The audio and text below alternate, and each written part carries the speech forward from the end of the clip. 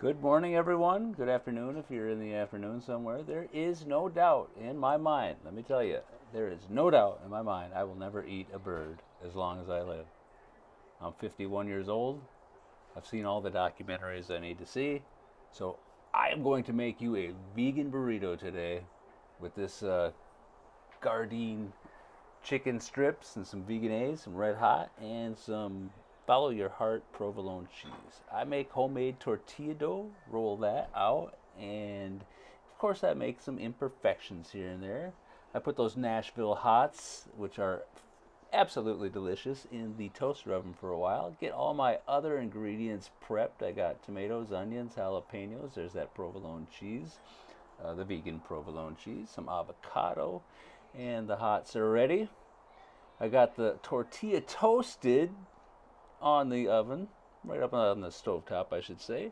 I add the veganese and the red hot sauce right there first. That doesn't really matter. You can put that on whenever you feel like it. I throw the cheese and the faux bird on there. Throw all my veggies up on top, and I get ready to roll. There it is, all rolled up and ready to devour. I'm actually real anxious, so I'm going to take it outside, start woofing on that thing, and I am not kidding you.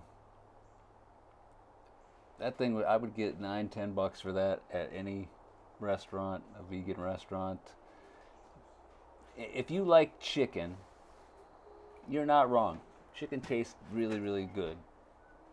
But this is not an animal. It's not a bird. It's so delicious. It's you can't tell the difference. I like the hot. If you don't like the jalapenos or the red hot sauce, you can make it a little milder. But this is really, really a phenomenal, mind blow kind of sandwich. I hope you'll try making something that good.